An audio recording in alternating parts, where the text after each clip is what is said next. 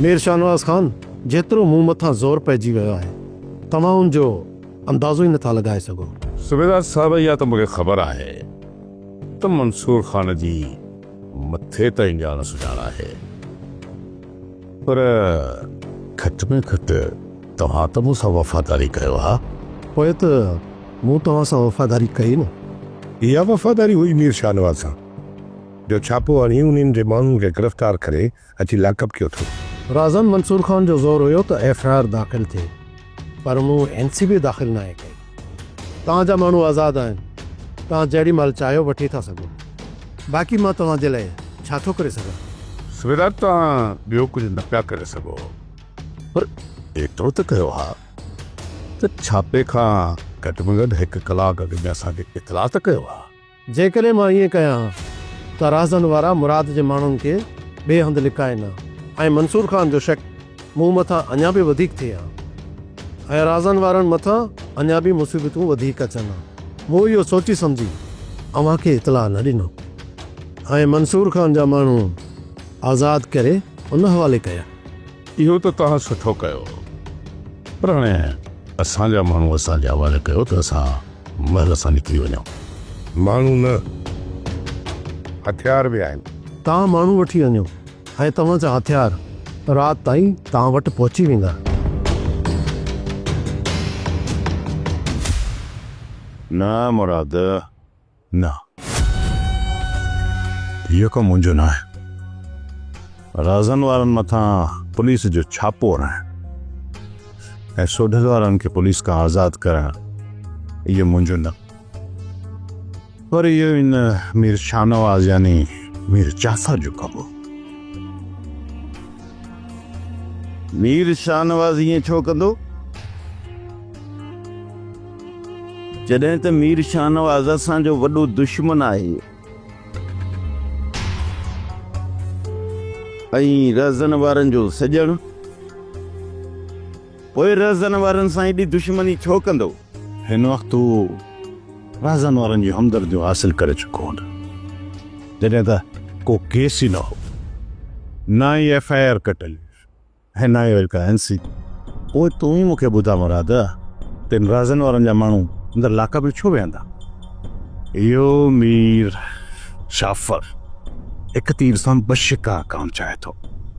हिकु त इन राज़न वारनि जूं हमदर्दियूं हासिल करणु चाहे थो, ऐं ॿियो वरी मुंहिंजे कम में टंग हणाइण जी कोशिशि पियो करे। इन जो मतिलबु त असांखे छॾाइण वारो मीर शाहनवाज़ खान आहे। जेको कमु तव्हां न करे सघिया उहो मीर शाहनवाज़ खान करे छॾियो। सोढल ॻाल्हाइण ॾे सोढल, ॻाल्हाइण ॾे। जेसि ताईं इंसानु पंहिंजी दिलि जी भड़ास न कढंदो न, तेसि ताईं उन जे दिलि खे सुकून न हूंदो। ऐं हा, माण्हूअ खे मुतमइन रहण लाइ ज़हनी सुकून तमामु लाज़मी आहे। हा सोढा, मूंखे जेको चवणो हुयो मूं चई छॾियो। मंसूर खान, हिन जी ॻाल्हि पंहिंजी दिलि में न कजो, छो त हिन अॼु ताईं सॼण ऐं दुश्मन खे सुञातो ई कोन्हे। पर इहा ॻाल्हि मां सम्झणु थो चाहियां त मीर शाहनवाज़ जो उन्हनि में कहिड़ो मुफ़ाद हुयो जो हुन इहो क़दम खयो आहे। उन वक़्तु मां राज़न वारनि खे रुपए मां 8 आना राज़ी करे चुको हुउसि, ऐं हू मुतमैन बि हुआ, ऐं मूंखे पूरी उमेद हुई त मां तव्हांजे ऐं राज़न वारनि जे विच में ठाह कराइण में कामयाबु थींदुसि। पर इन मीर जाफ़र मुंहिंजो कमु बिगाड़े छॾियो। अॾे हाणे तुंहिंजे मथां हिकिड़ो बार थो रखां। जी अदा, ॿुधायो कहिड़ो बार था रखो मूं मथां? अॼु खां पोइ जेको मां ॿार कमाए चा न, उन मां सिर्फ़ु मुंहिंजे लाइ रद पचा कंदी कर, ऐं जेको आहे माजिद खणी चई उहो उनखे पचाए ॾींदी कर। अदा अदा माजिद कमाए कोन थो त खणी छा ईंदो? पोइ भली पोइ कॾहिं वेठो हुजे, मुंहिंजी कमाई मां हिनखे गबो न ॾे। अदा मुंहिंजो त ख़ैर आहे, पर अधी किथां खाईंदी? अधी के हिकु वेलो तूं खाराइजां, हिकिड़ो वेलो मां खाराईंदुसि। ठीकु आहे अदा, तूं ॿाहिरि वञ, असां पंहिंजे सामानूं पाण रद पचा करे खाईंदासीं, तूं परेशान न थी। या मां मज़ाक कोन थो कयां, मथां मुंहिंजे सामान में हथु लाथो अथई। मां मोटी अची दिलि ते बेइज़ती कंदो सां, ॿियो वरी ख़ैर आहे न। अदा तू अदा जी ॻाल्हियुनि ते कन ई न ॾे, इहो रोज़ रोज़ हीअं रड़ियूं कंदो आहे। अदे हिन चक्कर न अदा जी अख ख़राब हुई, पोइ हाणे मूंखे को न को कमु करणो पवंदो। अदा जेकॾहिं तू कमु कंदे त इहा सुठी ॻाल्हि आहे, अॻिते हली तोखे शादी बि करणी आहे, सॼी ज़िंदगी अदा मोलू तोखे वेही ते न खाराईंदो न। हा दी तू त सही थी चएं, पर ॾिसें थी कहिड़ी बेरोज़गारी लॻी पई आहे, कमु मिले कोन थो, वञूं था ॿाहिरि खाली मोटी अचूं था। अदा घर वेठे त कमु न आहे मिलंदो, उन जे लाइ कोशिश बि करणी पवंदी आहे। असां लाइ हाणे जेको बि हुकुम आहे ॿुधायो। बसि मां तव्हांखे एतिरो ई चवंदुसि त तव्हां पाण में फ़ाक़ आख़िर केसि ताईं तव्हां हिक ॿिए जो रत वाहींदो। भली तव्हां रहज़न वारनि सां ॻाल्हायो,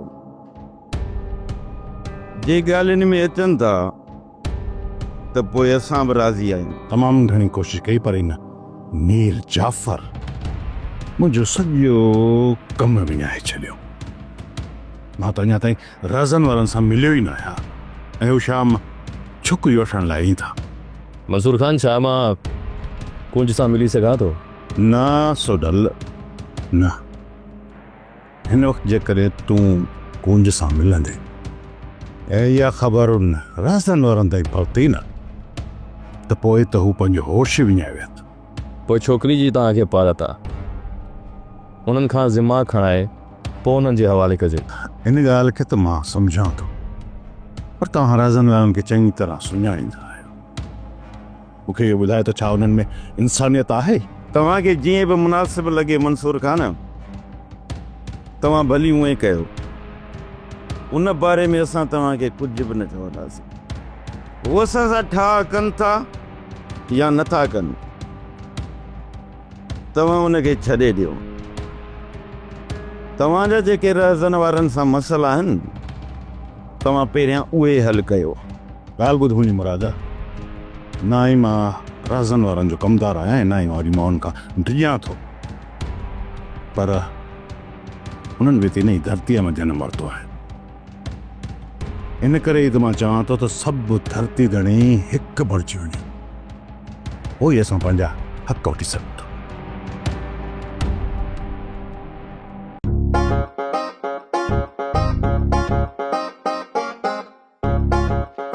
ही न भागा भी हेरे रे से तरफ तकड़ो छो तो वञी। कंदार है सोचूं त रेस सां मिली अचां ऐं हाल वाल बि वठी अचांसि। और साजन दे लथल रेस का हाल पुछलो छो पादरन कयो तई। मुंहिंजो इहो मक़सदु न आहे रेस खां सिर्फ़ इहो पुछी अचां त हाणे जासूसी कहिड़ी करणी आहे। जिन तो के ॿुधायो न त रहज़न वारनि जी मथां जासूसी करणी आहे, उन्हनि वटि केरु अचे थो केरु वञे थो, उन्हनि सां कहिड़ा हाल वाल था कनि। उहा मां जासूसी त करे चुको आहियां, हाणे ॿुधा त छा करणो आहे। हर चकर तो इहा ई जासूसी करणी आहे। हाणे वॾो सियाणो न थी, रेस खां सॼी पक करे पोइ हिन कम में हथ विझंदुसि। पादर खाने शौक़ ते भली वञे। केरु पादर हणंदो? रेस सी ठोकी थी पादर ॿियो केरु हणंदी। जेकॾहिं इहा ॻाल्हि आहे न त ख़ैरु आहे, पोइ रेस सां ॿी चकर मिलंदुसि। तूं जंहिं चकर मिलंदेसि न पादर ई हणंदी। मां रेस जे लाइ जासूसी पैसनि जे लाइ थो कयां, पादरनि जे लाइ न। त पोइ वञी जासूसी कर, ऐं जॾहिं बि तोखे को इनाम मिले उहो अधो अधु थींदो। जेकॾहिं तो मूंखे अधु इनाम जो न ॾिनो न त मां तोखे जासूसी तां हटाए कंहिं ॿिए खे रखंदुसि। ॿियो त मुंहिंजे ख़ैरु आहे न। ॾिठई भॼाई, दुश्मन असांखे हिकु ॾींहुं बि लाक में न रहे सघियो। उहा त ख़बर आहे त तव्हांजे सिर मथां के ॾाढे जो अथो आहे, तॾहिं त हिकु ॾींहं में ॿाहिरि अची वियो। उहो ॾाढो ॿियो केरु न भॼाई, सिर्फ़ु शानवाज़ खान ई आहे। तव्हां त घर अची विया आहियो, राज़न खे किथे छॾे आया आहियो? अदा मीर शानवाज़ खान सां गॾु हुयो ऐं असांखे सौट ककर सां रवानो करे पाण रईस शानवाज़ खान सां निकिरी वियो। छा तव्हां पंहिंजी सॼी ज़िंदगी हिन दुश्मन में गुज़ारणु चाहियो था? असां त चाहियूं था त हीअ ज़िंदगी सुकून सां गुज़रे, पर माण्हू बि छॾनि न। तव्हां न, पर माण्हू ज़िंदगी सुकून सां गुज़ारणु चाहिनि था, पर तव्हां उन्हनि खे नथा छॾियो। हर वक़्तु उन्हनि ग़रीबनि खे चूंगू ॾींदा अथो था। भॼाई हाणे इन जो जेको मतिलबु वणे तूं कढ, पर मूंखे चांहि पीआर। लाक में मिलावट वारे खीर जी चांहि पीअण सां सुकून ई न मिलियो, जेको सुकून घर वारी चांहि में मिलंदो आहे। भॼाई जल्दी कर, 4 कोप हाणे चांहि जा तयारु कर, मां ई पींदुसि, सौट ऐं अधे वारनि ॾे उतां ते खणी ईंदुसि। मूंखे ख़बर आहे त मुंहिंजी वापसी खां पहिरियां तव्हां मुंहिंजे सोटनि मुंहिंजे भाउ खां वचन ई वाइदा वठंदव, पर मां उन्हनि खे चङी तरह सुञाणा थी त हू कंहिं बि भरवसे जे क़ाबिल न आहिनि।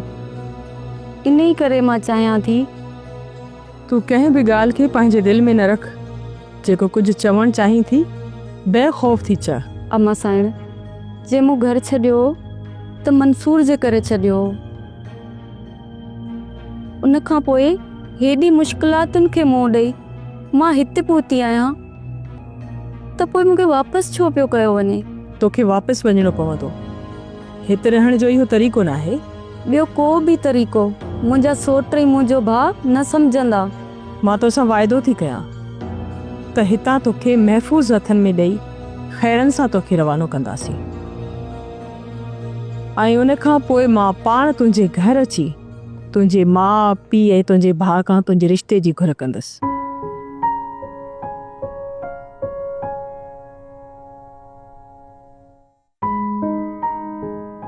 हाँ कुंज, मां तोखे भॼाए करे तोसां शादी करणु नथो चाहियां। इनमें ना ही मुंहिंजी इज़त आहे ऐं ना ही तुंहिंजे घर वारनि जी इज़त आहे, ऐं ना ही तोखे कोई सॼी ज़िंदगी इज़त जी निगाह सां ॾिसंदो। हर हिकु माण्हू पोइ तोखे ताना ऐं मेणा ॾींदो त ही हिकु भाॼो कर छोकिरी आहे। मां तोखे हिन घर में सॼी ज़िंदगी रहण थो चाहियां, ऐं इन जो सही तरीक़ो इहो आहे त मां तुंहिंजे घर वारनि खां तुंहिंजो रिश्तो घुरी तोसां निकाह करे तोखे सॼी ज़िंदगी लाइ हिते वठी अचां। मां तोसां इहो वाइदो थो कयां त मां इहो सभु कुझु करण लाइ हर मुमकिन कोशिश कंदुसि, पर हिन कम में थोरी देरि लॻंदी। तोखे इंतज़ारु करणो पवंदो कुझु। अस्सलाम वालेकुम। कुर्बाना पानी तो भरिया? जी बाबा सही न। अदा थी आयो मंसूर खान का? हाँ अदा थी आयासीं, पर इहो कम मंसूर खान जो ना आहे। कहिड़ो कमु अदा?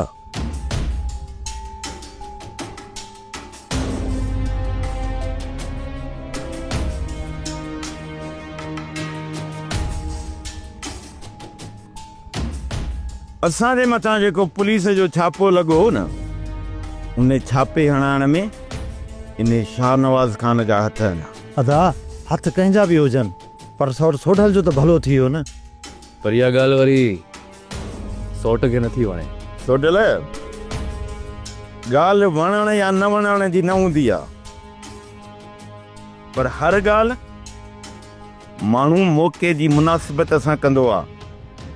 जॾहिं मंसूर खान असांजे मसइले में हथ विधो त हू बि शाहनवाज़ खान जी चाल जो शिकार बणिजी वियो। असल ॻाल्हि ॿी आहे सौट, पर जेकॾहिं मां ॻाल्हि कंदुसि त तूं विझंदे मुंहिंजी ॻिचीअ में हथ। जॾहिं बि तो का हक़ीक़त बयानु कई आहे, इहो त ॿुधाए मां तो ते नाराज़ कॾहिं थियो आहे? सौट मां मञा थो त मंसूर खान असांजी चङाई जे बारे में थोरो घणो ज़रूरु सोचियो हूंदो, पर हुन जो असल मक़सदु इहो हुयो त छोकिरी खे पाण वटि वठी वञे, ऐं हू हुन मक़सद में कामयाबु थियो। सोट या तुंहिंजी ग़लति सोच आहे त मंसूर खान असांजी आड़ वठी पंहिंजो मक़सदु पूरो करे वियो।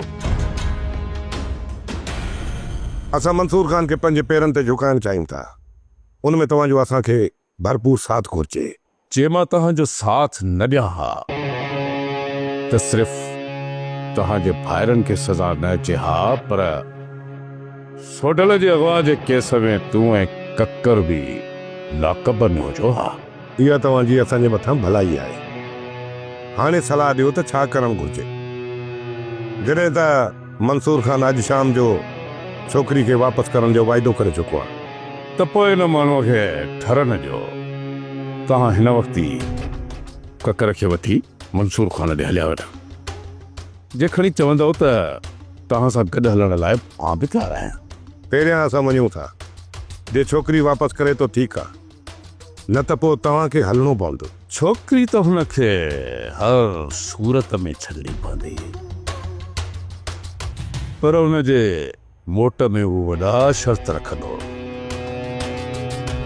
इन करे मंसूर खान जे कंहिं बि शर्त खे कबूलण जी का बि ज़रूरत न आहे। छोकिरी असांजी आहे ऐं ॾोही मंसूर ख़ान आहे।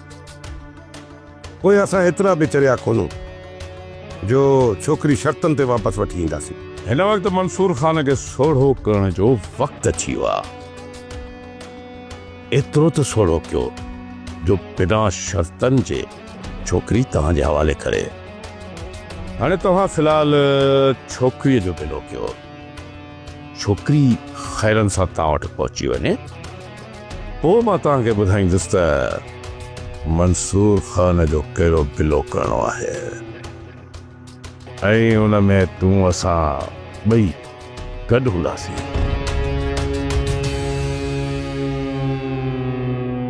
अदा वारा मुसलसल भॼ भॼा में ख़बर नथी पए त छा करण वारा आहिनि ऐं छा थींदो।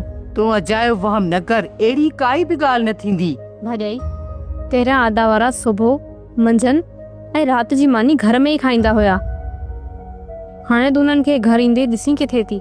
ज़ाहिर आहे दुश्मनी हलंदड़ आहे, इहे त मसला ईंदा पोइ बि इन सभु मसलनि खे मुराद हल करे वठंदो। ख़ुदा कंदो त ईअं ई थींदो।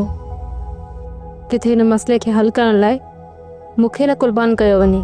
मुराद जी बार बार यकीन ॾियारण खां बावजूद पोइ बि तोखे पंहिंजे भाउ जे मथां यकीन आहे। ॻाल्हि अदा मथां भरोसे जी नाहे, पर माहौल कॾहिं कॾहिं अहिड़ो जुड़ी वेंदो आहे जो उन मसइले मां निकिरणु नामुमकिन थी वेंदो आहे। तूं कहिड़े माहौल जी पई ॻाल्हि करे, थोरो मूंखे त ॿुधाए। तुंहिंजी कहिड़े माहौल में शादी थी? छा तूं हुनखे विसारे छॾियो आहे? ख़ैर गुर, अहिड़ो वक़्तु दुश्मन मथां बि न अचे, ना ई माण्हू एॾो मजबूर थी वञे जो घर छॾणो पए। भाॼाई हीअ जेकी दुश्मनी जी बाहि ॿरियल आहे न, विसामण जे बजाए अञा ॿरंदी पई वञे। मूंखे हिन करे दिलि में ख़ौफ़ वेझी वियो आहे। असां सभिनि खे मालिक साईं पंहिंजी अमान में रखंदो ऐं दुश्मन खां महफ़ूज़ रखंदो। सौट तयारी करे छॾ, अॼु मंसूर ख़ान तरफ़ हलणो आहे। ओए तेरा के जवान जो पुट। सोट मां तयारु आहियां, पोइ निकिरूं। मां ॿाहिरियां थो अचां, थोरी तयारी करे वठ, पोइ हलूं था। पोइ तूं अच।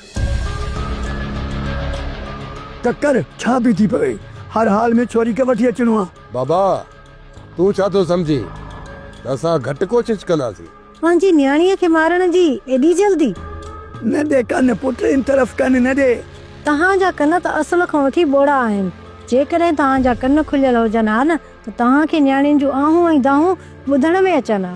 अम्मा अञा कूंज वापसि ई न आई, तूं अॻु में ई सुॾु करणु शुरू कयो आहे। पहिरियों दुआ करे त कूंज ख़ैरनि सां घर अची वञे। खोड़ सारियूं दुआऊं कयां जेकॾहिं तव्हां न्याणीअ खे वठण लाइ वञो हा, पर तव्हां त न्याणीअ खे मारण लाइ था वञो। त पोइ हिकु माउ पंहिंजी न्याणीअ लाइ दुआऊं कीअं घुरंदी? त तव्हां हुनखे वठी अची मारियो। ॻाल्हि त ॿुध, बाक़ी उहो दुश्मन जे तारे ठहे थी। हूअ उते ठहे थी जिथे न्याणीअ जी जान खे ख़तरो न आहे। मालिक साईं कंदो त तव्हां उतां मायूस थी मोटंदव। हाणे जेको तव्हांजो हुकुम हुजे मंठार, असां मञण लाइ तयारु आहियूं। फ़िलहाल तव्हां पासीरा थी वञो, छो त मुराद वारनि जी नज़र में अची विया तव्हां। जेकॾहिं असां पासीरा थी वियासीं त पोइ मुराद जो बिलो केरु कंदो? मूं पंहिंजे सौट हाशिम खे ऐं मुंहिंजे दोस्त खे घुरायो आहे। मंठारे छा इहो कमु तव्हां पंहिंजी मर्ज़ी सां कयो था? हिते मुंहिंजी का बि मर्ज़ी न हलंदी आहे। रहिस हुकुम कयो आहे, हुन चयो आहे कुझु ॾींहं लाइ तव्हां पासीरा थी वञो ऐं ॿियनि खे घुराए वठंदासीं। चइबो त रेस असां मां आसरो पले वियो, सिर्फ़ु हिकु कमु न करे सघिया आहियूं, उन खां पहिरियां ॿिया रेस जा कम कया आहिनि। तव्हांजी ज़रूरत पवंदी तव्हांखे ज़रूरु घुराइबो। तव्हां इहो ई सोचे रहिया आहियो न त तव्हांजी औताक मथां पुलिस जो छापो हणण वारो मां आहियां, पर इहा ॻाल्हि हक़ीक़त खां तमामु परे आहे। असां हिते तव्हांजो इहो फ़लसफ़ो ॿुधण कोन आया आहियूं मंसूर ख़ान। राज़ाना सफ़ाई ॿ माण्हू पेश कंदा आहिनि, हिकिड़ा उहे जेका अॻियां दुर खां कमज़ोर हुजनि, ऐं मां न ई तव्हां खां कमज़ोर आहियां न ई हिनो आहे जो सफ़ाई पेश करे मां तव्हां मां जान छॾायां। ऐं ॿिया उहे सफ़ाई पेश कंदा आहिनि जिन जी दिलि में अॻियां लाइ इज़त हुजे, छो जो हू सफ़ाई पेश करे उन्हनि जी दिलि में पंहिंजी इज़त विञाइण न आहिनि चाहींदा। पर हिन वक़्तु तव्हांजे मथां जुनून सवार आहे ऐं तव्हां कंहिं बि हक़ीक़त खे तस्लीम ई कोन था कयो। असां हर हक़ीक़त तस्लीम करण वारा आहियूं मंसूर खान, पर जंहिं शख़्स जो बुनियाद कूड़ जे ढेर ते बीठल हुजे उन जो कहिड़ियूं सफ़ायूं? ॻाल्हियुनि लाइ घणो कुझु आहे, पर असां हिते ॻाल्हियूं करण कोन आया आहे। असां पंहिंजी छोकिरी वठण आया आहियूं। राज़न छोकिरी तव्हांजी अमानत आहे ऐं उहा मां तव्हांजी ई हवाले कंदुसि। इहो न सोचो त मां छोकिरी खे को कोर्ट में पेश कंदुसि या उनजी बाक़ी ज़िंदगी सॼी हिते ई रहाईंदुसि। सभ खां पहिरियां त असांजी भेण हिते वठी अचो, पोइ जेकॾहिं तव्हां असांखे पा पलांद ॾियण जो चाहियो था त ॻाल्हियुनि जी तारीख़ रखो, असां हलिया ईंदासीं। तव्हां ऐं राज़न वारनि जे विच में वॾी छिकचिका हलंदड़ आहे। उन्हनि कमीननि असांखे ज़लील करे मारियो आहे। हिकु ॾींहुं बि सुकून जो घर में रहण नथा ॾियनि। तव्हां सां पूरो ॻोठ ॿधल आहे। जेकॾहिं मुराद हिकु हकल कंदो न, सभु जा सभु तव्हां सां गॾिजी वेंदा। उहो त आहे, पर अदा उन्हनि ग़रीबनि खे मुसीबत में विझणु नथो चाहे। पीरल हिकु चकर सभु गॾिजी हली राज़न वारनि मथां हला कईसीं न त इहा मुसीबत टरी वेंदी। जॾहिं ॻोठ वारनि खे असां सां उन्हनि गॾु ॾिठो त पोइ जेको बि ॻोठ वारो उन्हनि खे अकेलो मिलंदो त उन्हनि खे लेटाए विझंदा, बश्क कंहिंखे कोन कंदा। चई सही तो पीरल, आहिनि वॾा कमीना। उन्हनि खां वधीक ज़ालिम तव्हांखे पूरे शहर में ॿियो को हथु न ईंदो। ज़ालिमनि लाइ देग ज़रूर तपंदी पीरल, ख़ुदा कंदो त हू सभु जा सभु गरक थी वेंदा। इहो त आहे, पर चवंदा आहिनि त ज़ालिमनि खे डिघो रसो मिलियल आहे। जेसि ताईं उन्हनि जो डिघो रसो ख़तमु नथो थिए तेसि ताईं आज़ार ई आज़ार रहंदो। दे ख़बर अॼुकल्ह उन्हनि जो कंहिंसां जहिड़ो थो हले? मंसूर खान सां। पोइ पक समझ त बाबा मंसूर खान हिननि जो हितां पाड़ो ज़रूर पटींदो। पर मंसूर खान तमामु थधो माण्हू आहे, उहो अजायो कंहिं मथां ज़ुल्म न कंदो। ॿियो मां तव्हां खां कुझु कोन थो करां, बसि छोकिरी खे जान जी अमान मिले हिन जी ज़मानत तव्हांखे ॾियणी पव। तूं असां सां गॾु ॾोह गुनाहनि जो ज़िम्मेवार न आहीं जो तूं असां खां ज़मानतूं घुरे थो। हर को पंहिंजी क़बर भरींदो, पोइ तूं असांजे गुनाहनि खां छो थो तुंहिंजी? राज़न, जिथे बि को इज्तमाही गुनाह थींदो आहे न, उते सभु जा सभु रगड़िया वेंदा आहिनि। हिते हिकु मासूम न्याणी जी ज़िंदगीअ जो सुवालु आहे। हिते हिन गुनाह में सिर्फ़ु उहो शरीक न आहे जंहिं बंदूक हलाए। हर उन शख़्स खां हिन गुनाह जो हिसाब किताब वरितो वेंदो जंहिं उनखे घरां भॼायो, जंहिं उनखे बाज़ियाब कराए, जंहिं उनखे पनाह ॾिनी ऐं जल्लाद जे हवाले कयो ऐं जंहिं उन मथां छुरो हलायो। उहे सभु जा सभु इन गुनाह जा मुर्तकब थियनि था। पोइ तव्हां कीअं था चओ त मुंहिंजा पलव इन गुनाह खां आज़ादु आहिनि? जेकॾहिं गुनाहनि खां तोखे एतिरो भाव थींदो आहे त पोइ छोकिरी खे भॼाइण जूं वाटूं तव्हां न ॾियो आहे। तव्हां ई अहिड़ो माहौल पैदा कयो आहे मंसूर खान जो हिकु छोकिरी तव्हांजे धोखे ऐं फ़रेब में अची पंहिंजो घर छॾण ते मजबूर थी उनखे रुसवा ऐं बदनाम करण वारा तव्हां ई आहियो। जेकॾहिं तव्हां इहो सम्झो था त उनखे ज़िलत ऐं रुसवा करण वारो मां आहियां त पोइ उनखे इज़त ॾियण लाइ बि मां तयारु आहियां। मां कुंज सां निकाह करण लाइ तयारु आहियां। असांजे मुंहं ते धांगी वताए करे वरी चओ था त असां तव्हांजी इज़त कई आहे। वाह मंसूर खान वाह, न्याणी खे घर खां भॼाए वरी चओ था त मां उन सां शादी करण थो चाहियां। छा मंसूर खान, रिश्ता ईअं जुड़ंदा आहिनि जीअं तव्हां था जोड़ियो? बाबा साईं, हीअ मुंहिंजो सौट हाशिम। बाबा साईं, मूंखे हाशिम चवंदा आहिनि। मां शफ़ीक बाबा साईं। बाबा साईं, हिन गुनाहगार खे मिठल चवंदा आहिनि। बाबा तव्हांखे कम त मंठार सम्झाए छॾियो हूंदो। जी बाबा साईं, तमामु जल्द इन मुराद जो शिकार करे वठंदासीं। बाबा हाशिम, हिकिड़ी ॻाल्हि ज़हन में रहे, हाथी लेटाइणो आहे। हाथी हुजे या उठ, बाबा साईं कोन बचंदो। बाबा साईं, इन जहिड़ा केतिरा ई हाथी लेटाए असां हिते पहुता आहियूं। हीउ असांजो पहिरियों शिकार न हूंदो बाबा साईं। अॻु में असां अहिड़ा कई शिकार करे छॾिया आहिनि। तव्हां खां पहिरीं ॿिया बि ईअं वॾा वॾा हवाला कंदा हुआ, कई ख़बरूं कटे हलिया विया।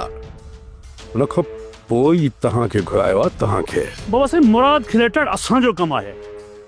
बाक़ी हाशिम जी हकल सां दुश्मन जा हाउ रखी वेंदा आहिनि। तव्हांजूं ॻाल्हियूं ॿुधी ख़ुशी थी। बाबा मनठार, हिननि खे रहण जी जाइ बि ॾेखार ऐं हा, हिननि जी बाक़ाइदे ख़िदमत थियणु घुरिजे। जेका शइ बि खपे उहा फ़राहम कई वञे। ऐं हिकु दफ़ो वरी हिननि खे ॻाल्हि सम्झाए चक त इहो कमु 2 ॾींहंनि जे अंदरि थियणु घुरिजे। ठीकु आहे? जी बाबा साईं।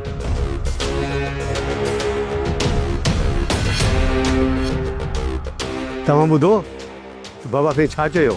हू नाकाम बणिजी आहिनि पर असां कोन थींदासीं। असां पंहिंजे टारगेट खां कॾहिं पोइ हिते न ई वठंदा। तोखे मुराद मोल घुरिजे न, अञा को ॿियो कमु।